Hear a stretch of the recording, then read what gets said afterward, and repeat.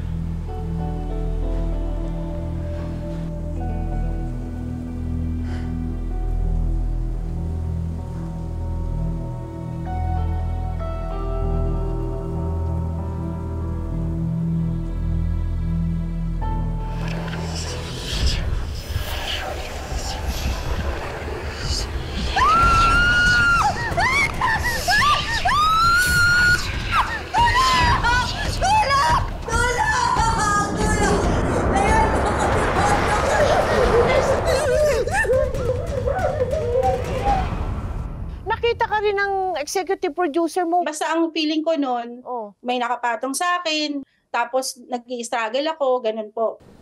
Incubus. Ito yung demonyong nambibiktima sa mga babaeng gusto nilang angkinin. Mukhang nagustuhan ka nito.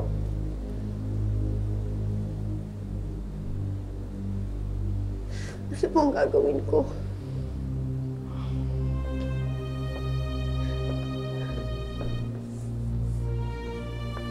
Kailan ka ba huling nagdasal, Iha?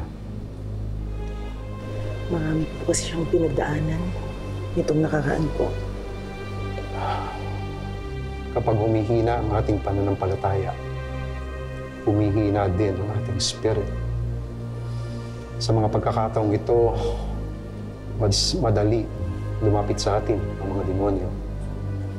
Magpapakita sila, magpaparamdam, hanggang pamahayan na nila ang ating katawan.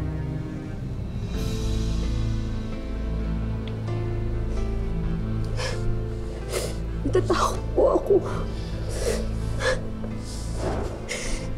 Iha, umapit ka sa kanya. Magdasal ka. Siya lang ang pwedeng tumulong sa atin.